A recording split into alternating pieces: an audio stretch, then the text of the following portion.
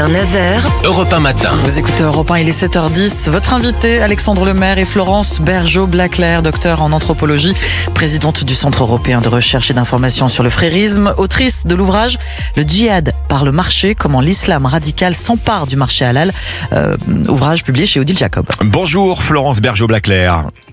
Bonjour monsieur. Nous parlons avec vous ce matin sur Europe 1 de cette tendance encore marginale, certes, mais remarquée et sur laquelle nous mettons en effet ce coup de projecteur.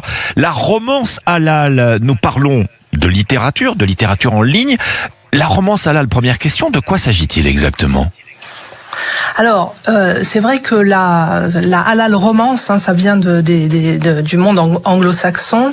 Ça peut sembler a priori anecdotique. Ce sont des histoires d'amour pudique. Vos interviewés l'ont dit à l'instant, oui. Destinées à des lectrices musulmanes. Mais si vous voulez, il faut l'inscrire dans un phénomène beaucoup plus large que j'étudie depuis plusieurs années, qui est l'extension du halal comme espace normatif, c'est-à-dire quelque chose qui doit régimenter l'ensemble des activités quotidiennes du musulman. Alors le halal, ça veut dire licite. Ça sert plus seulement à qualifier des aliments, des actes rituels. C'est devenu donc une catégorie de vêtements pudiques, des loisirs, des voyages séparés, une économie fermée avec des produits islamiques financiers. Et à présent, on le voit, et ce n'est pas tout à fait nouveau. On le voit davantage, mais je vous expliquerai pourquoi. Oui. Des récits, des émotions, des imaginaires licites pour les musulmans. Bon, licite selon le précepte de l'islam, bien sûr, Florence Bergeau-Blaclair, voilà. C'est ça, bien entendu, oui. Alors, on avait les romances chrétiennes, mais ça s'arrêtait, disons, à l'éducation des mœurs. Ici, ces romances s'intègrent dans un cadre beaucoup plus large et il est en rupture, c'est-à-dire qu'il dit aussi qu'il ne veut plus lire, ou en tout cas faire lire ou promouvoir des auteurs classiques. Donc, on a plus qu'un séparatisme, en fait, ça s'intègre plutôt dans un projet prosélyte que j'appelle le frérisme et qui s'est développé à partir de la confrérie des frères musulmans. Bon, voilà, c'est pas l'expression d'un goût, d'une préférence littéraire, c'est un appel à l'adhésion qui va de pair avec le rejet, c'est ça, des classiques, notamment de la littérature française, voilà.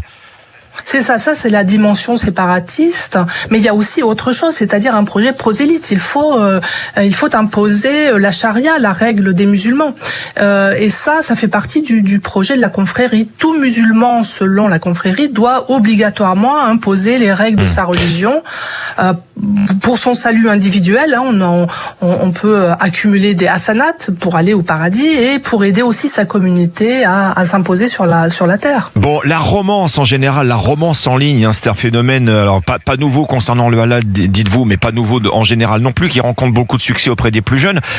Dans votre ouvrage paru en 2025, Florence Bergeau-Blaclair, vous avez analysé le marché halal comme instrument politique et économique d'influence islamiste. Est-ce que la romance halal fait partie, elle aussi, de cette logique ?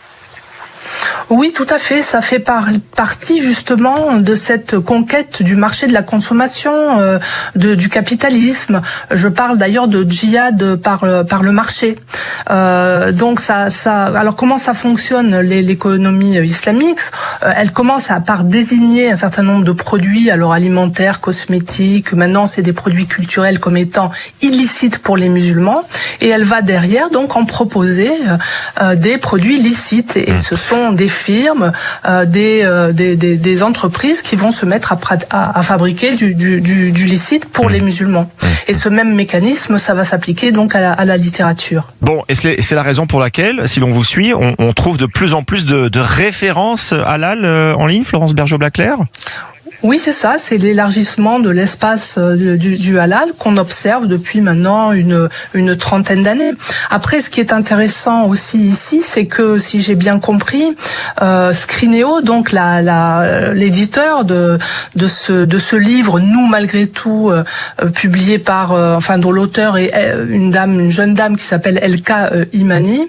On pourrait qualifier comment, d'influenceuse musulmane Oui, c'est une influenceuse musulmane. Alors c'est vrai qu'elle c'est une architecte paysagiste de formation. Elle se consacre à la littérature, à l'illustration. Elle fait des dessins aussi. Elle se présente comme un auteur qui se consacre à la représentation des minorités. Mais en réalité, Scrinéo, donc la maison d'édition, assume totalement l'étiquette halal romance. Et donc c'est ça qu'on voit arriver, c'est-à-dire c'est plus une niche, mais c'est quelque chose qui va rentrer comme une catégorie dans le marché généraliste jusqu'à sa normalisation comme une espèce de sous-genre de romance pour les adolescentes. Mais alors cette promotion de la charia, de la loi islamique, si je comprends bien, est-ce que la question de la laïcité, de son respect ou pas, est abordée explicitement dans ces romans halal, ou ça va pas jusque-là? Généralement, elle est abordée de façon hostile, c'est-à-dire pour expliquer que la laïcité est finalement l'instrument de relégation, de rejet des musulmans. Ça fait partie de la grande théorie de l'islamophobie qu'ont mis en place les frères musulmans. Donc oui, ça sert aussi à exprimer un rejet de la République, un rejet de ses valeurs. Et évidemment, il est certain que ça va poser des problèmes. Ça pose déjà des problèmes au niveau alimentaire, au niveau des comportements dans l'école, mais ça aggrave encore un peu les choses chez les enfants notamment. Non mais alors lorsqu'on en arrive là, ça tombe pas sous le coup de la loi, ces publications? Non, parce que justement, c'est assez finement, intelligemment fait. Elle s'appuie sur les théories intersectionnelles, les théories décoloniales, qui sont des théories déconstructionnistes venues de l'université, donc qui ont été d'une certaine manière validées, et qui expliquent que ces minorités sont maltraitées, n'ont pas suffisamment voix au chapitre, qu'elles ne sont pas représentées, que c'est une anomalie, etc. Et donc, cette minorité musulmane a été construite en tant que même quasiment racisée, hein, on parle de race parfois quand on parle des musulmans, et donc ça les protège. Il faudrait donc leur attribuer un statut quasiment juridique spécial. Bon, il y a rien qui ne s'oppose donc, si je comprends bien, à cette émergence de la romance halal avec tout ce qu'elle véhicule, Florence Bergeaud-Blaclair. Non. D'autant plus qu'il y a très peu d'informations. Là, vous faites un sujet là-dessus et je ne peux que vous en féliciter parce qu'on n'en parle pas assez. Il n'y a d'ailleurs que en mettant les choses dans l'espace public, ce débat-là dans l'espace public, qu'on pourra lutter parce que juridiquement, légalement, je pense que c'est déjà perdu. Florence Bergeaud-Blaclair, docteur en anthropologie, voilà sur cette romance halal, phénomène émergent sur les réseaux sociaux. Je rappelle que vous êtes présidente du Centre européen de recherche et d'information sur le frérisme. Merci Florence Bergeaud-Blaclair d'avoir été avec nous sur Europe 1.